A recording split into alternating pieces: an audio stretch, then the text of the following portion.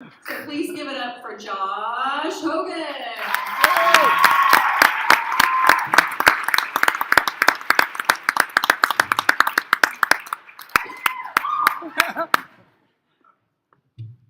You are all in your underwear. Why are you laughing at me? Thank you, that joke is called High School. Yep, it's all true. I am a comedian. I hope you guys are ready to laugh tonight because I am ready to tell jokes. And if you don't hold up in your end of the deal, then one of us is going to be really disappointed. Yeah, I'm a young comedian. I prefer the term prodigy. I'm 16 years old. I do 16-year-old things. I go to school. I was actually disappointed at school this last week because none of my classmates told me happy birthday. Probably because my birthday is next month. Yeah, birthdays are pretty cool, I guess. You get presents. I have this theory about birthdays. You know, everybody gets upset because when you nobody tells you happy birthday. So I just figured that instead of having people tell you happy birthday on your birthday, then on your birthday you could tell everybody else happy birthday. That way you only have to remember one. Yeah, but presents are the best thing about the birthday. Who here celebrates Christmas? Christmas is almost exactly a month ago. You get presents on Christmas too.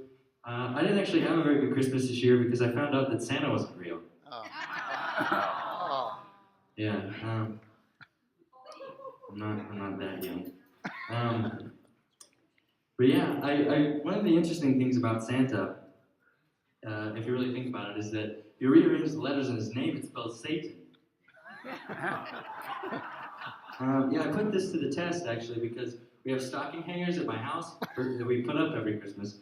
There's 5 people in my family and there's 5 letters in Santa, so it spells S-A and D-A on our mantle. And so I, being the rebellious teenager that I am, figured this out and I switched the letters on our mantle to spell Satan.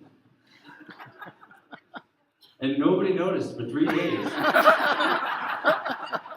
For 3 days, Satan was in our living room.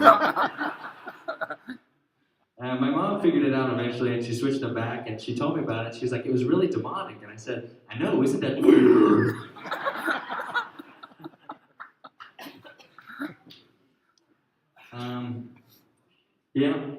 One of the things about Santa, though, is that it's a lie. And I don't know how many of you are parents. How many of you are parents here? I don't know how many of you told your kids about Santa, but you're all liars. And if I redid my childhood, I would ask my dad not to tell me about Santa, because now I don't trust him anymore. I'm just kidding. But yeah, as a child, people just have this need to lie to you, and as growing up, is learning all of these lies or all of these things are lies. And one of the lies that I realized growing up that is a lie that I always thought was true was that, well, dogs don't eat cats. I always had this idea growing up that because dogs chase cats, that dogs ate cats. And I watched Tom and Jerry as a kid. I mean, who didn't? And Tom the cat would chase Jerry the mouse, and because he wanted to eat them, because mice are small and they're the finger food of the animal world. And then Jerry, though, was smart because he teamed up with the dog, and the dog would chase the cat, and the cat would chase the mouse. So I had this idea that because the dog was chasing the cat, that it would wanted to eat the cat, and that made tag really awkward at recess.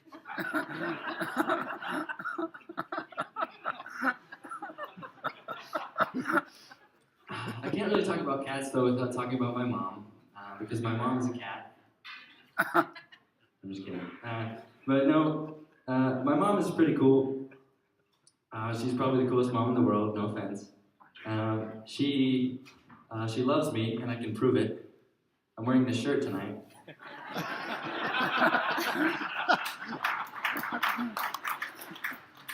She saw me wearing this shirt, and she let me wear it in public. If that's not love, I don't know what it is.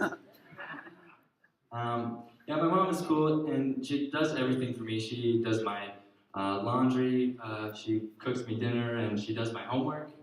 I'm just kidding. Nobody does my homework. No, but my mom is great. There is some things that moms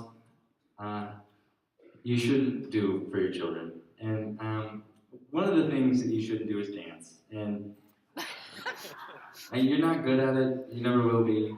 I hate to break it to you. But the other thing, this is more specifically to my mom, and perhaps a lot of you moms in here.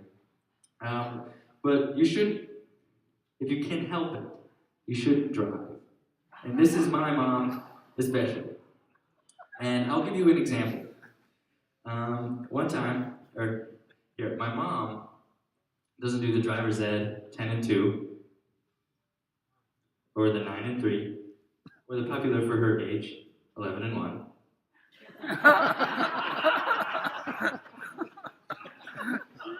But my mom has her own, and it's called the 6. One hand on the wheel, and I guess she keeps the other one warm. And one time, we were delivering this big truck of goods, I suppose. It's a 15-passenger van of like items and food and stuff. And my mom was driving. At this time, I'm only 15. Those were the days. So I couldn't drive. So my mom was driving, and she had her one hand on the wheel, and I'm here in the passenger seat, freaking out. And my mom, she gets a phone call. So she has her hand on the wheel.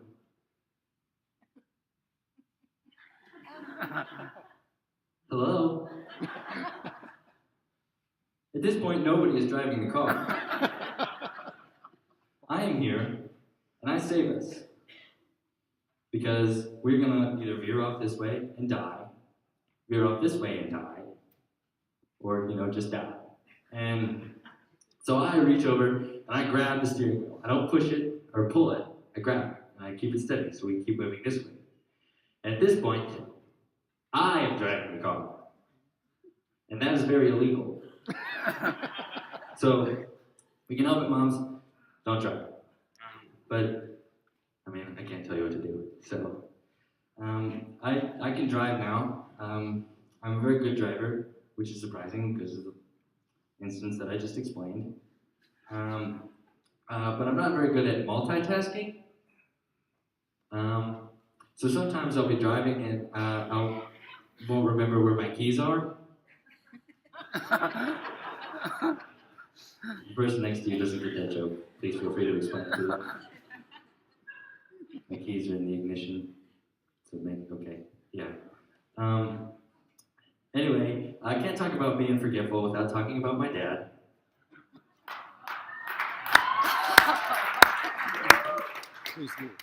I'm so grounded. Anyway, my dad he's the first thing I should say about my dad is that he's very smart. He has a PhD, so he's a doctor. He's not a real doctor, but he's a doctor. But he's very smart. The smartest thing my dad ever did was marry my mom. And the smartest thing my mom ever did was let dad drive. So my dad is smart, but sometimes he's just not all there.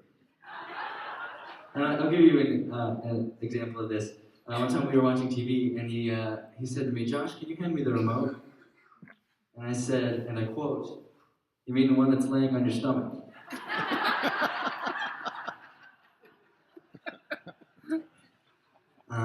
So the other thing my dad is, all dads, if you ask stupid questions, be prepared for sarcastic answers.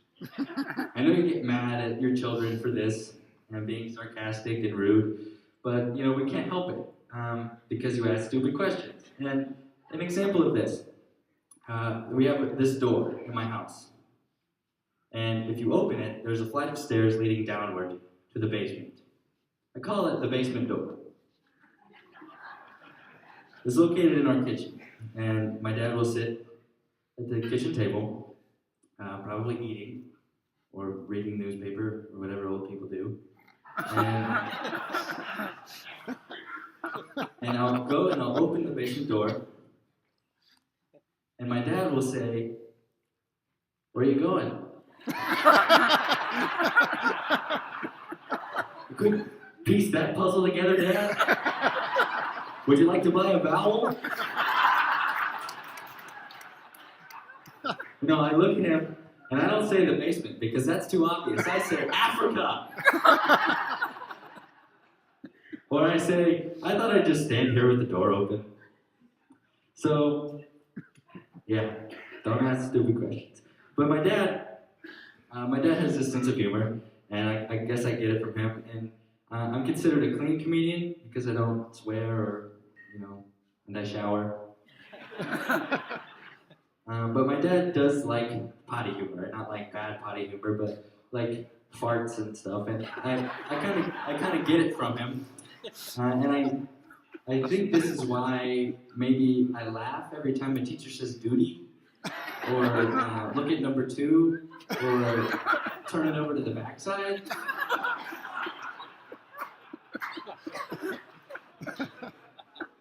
But yeah, he does like potty humor, and I guess I'd like to share a little bit of potty humor with you. In particular, public bathrooms. Not necessarily the one here, but a lot of places, public bathrooms are very dirty, and it drives me up a wall because their floors are so dirty. I know pigs that wouldn't wrestle on those floors. And the worst thing about public bathrooms is that they made them all automatic. Like, I couldn't do this on my own. Sometimes, toilets with an automatic will flush behind me while I'm, doing my thing. And it'll make me think that there's somebody in there with me. Is it you, Satan? No, it's not. But yeah, they made them all automatic, and they have like automatic soap dispensers. I've literally seen automatic soap dispensers where you had to swipe.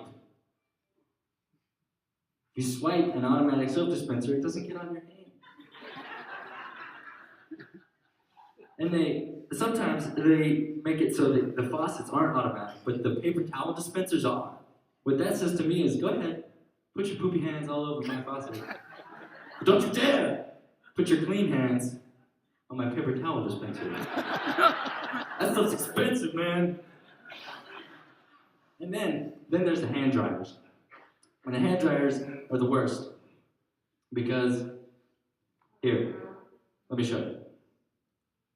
Guys, I'm not in the women's restroom much, but I am in the men's restroom, so tell me if this has ever happened.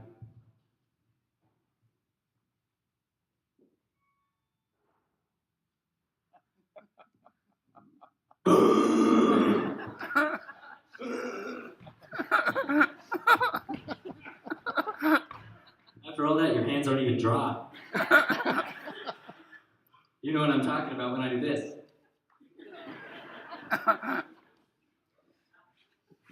Every guy in this room has done that. In addition to being a comedian, I also enjoy writing poetry. And so I thought I might share some poetry with you guys tonight that I've written, if that's okay.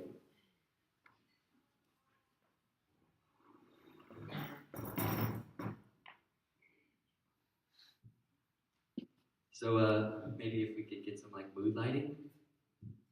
Perfect. Okay. This first one is a love poem. I know it can be intrusive. Sometimes I make you really upset. But babe, I'll have you know, this is as good as I can get.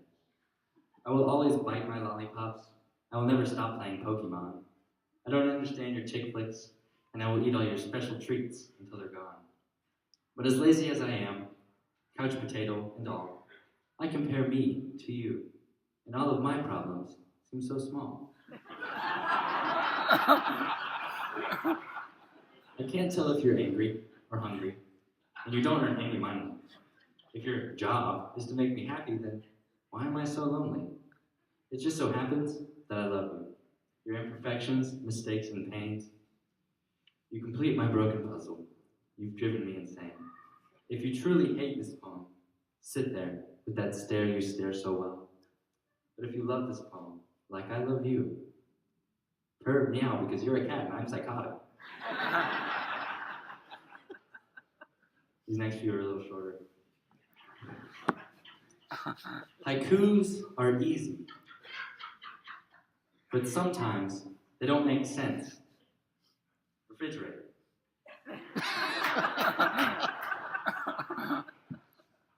You are indescribable.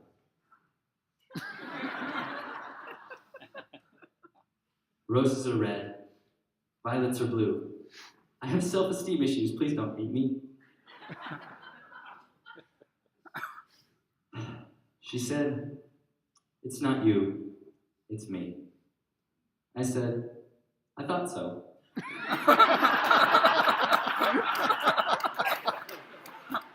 She said, no, you don't understand. I don't like you anymore. I said, I thought so. She said, we're done. I said, I thought so. She screamed, I hate you. I said, I thought so. She said, well, now you know. I thought so. Knock, knock, said the door. Said the UPS man.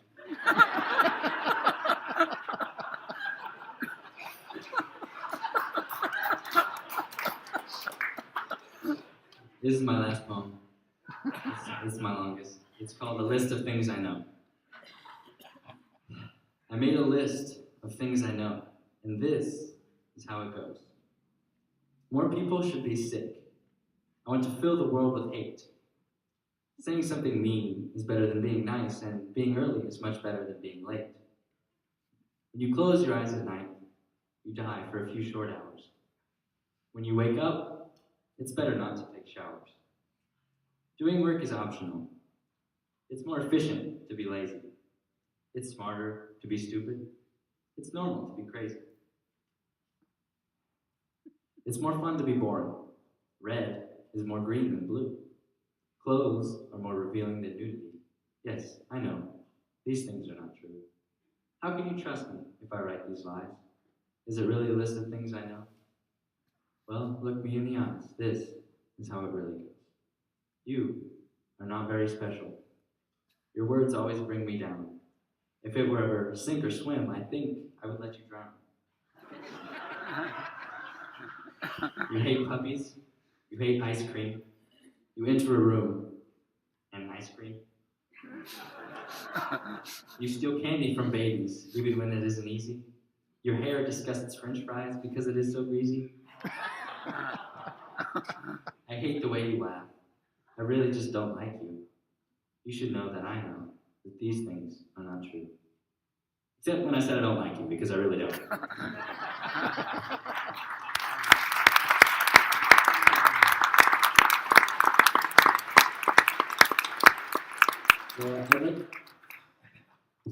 Well, okay. Just one final thing before I go. I know I'm warming you up for the big guy, so I'd like to get a little bit of audience participation, and just to help you guys stretch out a little bit, I'd like, if you are able to, please stand up if you can. That'd be great.